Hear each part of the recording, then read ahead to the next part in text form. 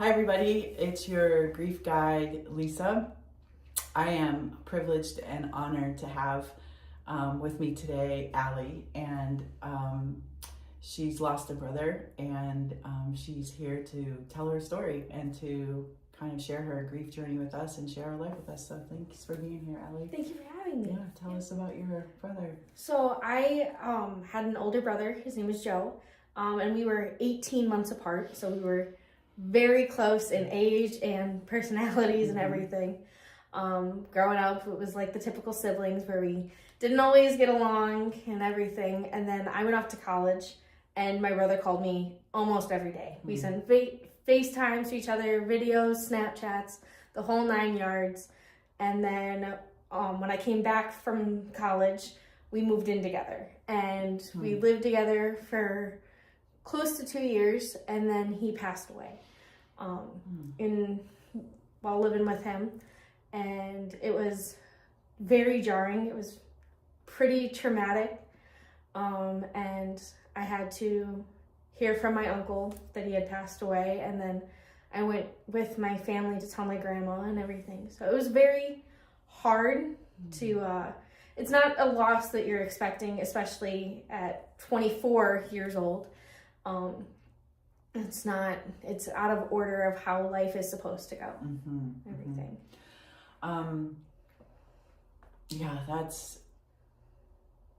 The fact that he was living with you and you were doing life together and you were so close already. They say that sibling loss is, as you said, out of order, and the layers that go with that, because like this is the person that you're supposed to share continued history with and carry the family story forward, right? And that's why sibling loss is so devastating, right? Because this is the person who like you did all the childhood things with, right? Created all the memories. Like you two are the ones that maybe know stories that your parents don't know even yet, right? Yeah, exactly. So how does that, like, how's that doing, like, in your soul? Like, I feel like I mean, obviously I lost my brother, but I feel like I lost my parents and myself too. My parents are not the same as they used to be. My dad's not the same. My mom obviously isn't the same. And I feel like I was always described as a really bubbly person, but now I get described as a black cat. So it's been a big change in my personality. And there's like a part where it's like, oh, I gotta tell Joe this. And then it's like, oh, I can't tell Joe that. And it's like, so now I tell my dog, like, listen, this is what happened. But it's just like you lose like that part of you. And it's like my mom was saying, I'm gonna watch you and your other sibling grow up, but Joe will always be 26. Joe will never go older. And when we were like at the funeral home, they said, who's the oldest?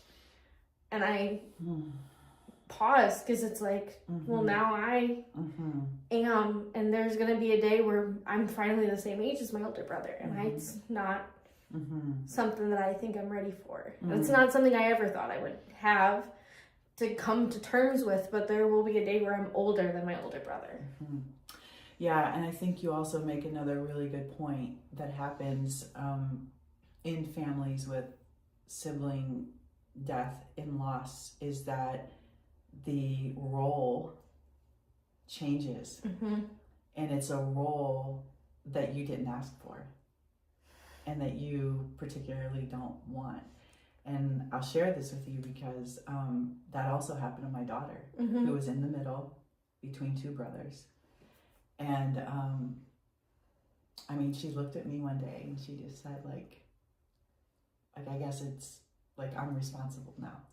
Yeah, I was okay being in the middle. Yeah, exactly. I didn't want all of the responsibility, but yes, yeah. Well, I would say from the short time that I've known you, you seem to be handling it with such grace and such love and kindness when I see you with your parents. And I'm telling you, it has blessed me tremendously because I think what can happen too, and I've seen this before, is that you as the left behind sibling could turn the other way and be resentful and bitter and angry. And that's not to say that you might not, feel that at some point. Of course, your brother who you loved is violently ripped away from you, right? But I just want to say that I've seen you, and it's beautiful to see, and deeply painful, right? Because you're not the oldest. Yeah. So if you could say, like, what do you think has helped you on this journey so far? Like, has there been anything that's... I was telling my parents that going to the grief guide and everything has been, having that group is so nice, because I sleep through the night after I have it. And it's just, like, I feel lighter after. And having a support group of, like, friends, too. Like, I have a fantastic group of friends that when I'm not doing well, they say they come and kidnap me. And they take me out of my house and make sure that I'm out doing things. And I got really into, like, crocheting, so I have something to do with my hands is a really big thing. Because if I can move my hands, my brain can just turn off and I don't have to think about anything. And that's been really helpful. And I think my family has gotten a lot closer since everything has happened. We're all like this now. And not that we weren't close before, but I can call my mom and be like, you want to go get coffee? And we can make a whole girl's day out of it and everything. And I think that's been really helpful for me to be able to rely on those people. Like, because I can't hold everything anymore. I only have so many spoons in a day.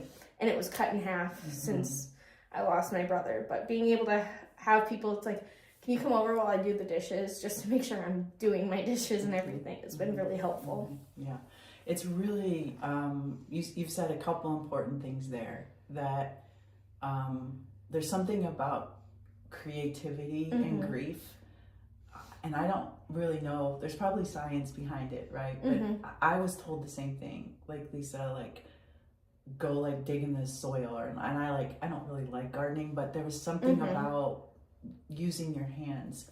So I'm glad you mentioned that, and I'm glad that you're finding that to be healing, helpful. I think I go through like a skinny yarn a day at some point. Okay, yeah, and there's something about I know, like, it switches your brain a little bit, right, and can be helpful in the healing process. So and you're being creative. You're creating something, right? Because everything is so dark, and feels so overwhelming. But you're creating something that feels like, okay, maybe there can be, like, life here again. Yeah. It's also good that you're aware that your capacity is just not the same. Yeah. And I think sometimes people who are grieving, when they deny that, is when they get into trouble, right? Because they think they can just keep going on the way they were, and we can't, right? And we're afraid to admit that. Like, we feel like we're being weak. At the beginning, I definitely was just like, okay, I'm just going to go back to life as normal. So, because it's like, you always hear as soon as you can go back to normal, you'll feel better. And it's like, well, I would go to work, and then I would just come home and I would have to sleep. Like, I couldn't, like, and work was a nice distraction, but then I would be so done after that. And it was just nice. It's nice to be able to just, like, do little things instead. Like, I still go to work now, but, like, that whole first week, like, my friends are like, okay, let's go do something. I'm like, I can't even get out of bed, let alone get up, get dressed, do makeup, the whole 9 yards. Sure, of course. And I'm sure you've also come to realize that your real friends won't be offended. Oh, yeah. Or like, oh my gosh, like, why isn't she coming? And what's wrong with her? Like, your real friends will be like, whenever you're ready. I've had real friends that come and just sit in my room while I there you go. Lay there. We, like, scroll through TikToks at the same time in opposite sides of the room, just so we're not alone. Yes, that's wonderful. Yeah, and I wish everybody had that. And I wish everybody had people in their lives that weren't trying to fix us or tell us the way we should be, or tell us that we're, not moving along fast enough. Yeah, so that's I'm really grateful that you have some good, solid people in your life like that. If you had to, say to somebody listening today, what would be some of the things that that you've already said? Like, would there be anything else that you would like absolutely say to them? Like, if you don't do anything else, like, do this thing. To give yourself grace, like to let yourself be hurt. Because I know why I try to be strong for like everyone else. Because like, you see your parents going through it, or you see like all my brother's friends like going through it. So like I had to be the one that would like smile and everything, but then I would go home and it would just hit me 10 times harder. And then when I started going out and allowing myself to cry, I felt so much better. Because it's like, you don't have to put on that brave front every single time you go out. You don't have to be the one that, you don't have to keep your personality that you had before. If you give yourself the grace of just letting yourself cry, you feel so much lighter sometimes. Or just let yourself take more days to relax. Let yourself lay in bed a little bit longer. Just, I find that making my bed every day to see, I accomplished one thing. There you go. There you go. I've never made my bed before. There you go. But I make my bed every morning now because it's like I can come home and be like, I accomplished that. Like if everything else is going wrong and it's a heavy day, I can go look at my bed and be like, God's done. There's one thing that I've done today. Wonderful. I love that, right? Just sometimes we can only do the next thing that's there. Oh, and that's an accomplishment of the day. Yeah. I love that word, to give yourself grace. We're so hard on ourselves. And we also know that there's so much judgment around grief anyway. But that's a good word to be able to just say like, no, like this is awful and painful and this sucks. Yeah. That was the nicest thing I was told. Yeah. Everyone was like, I'm so sorry for your loss. I had a phone call and someone went, this sucks. And I was like, you are so right. That is the nicest thing I had heard all day. Yes. And she was like, I have no other words. I'm like, that's all I needed to hear. That I wasn't alone in saying, this sucks. Yes, yeah. You also said something else that I want to touch on. And I hope that this will encourage you as well. They often say that sibling loss are referred to as the forgotten mourners. Have you heard this? I have. Yeah.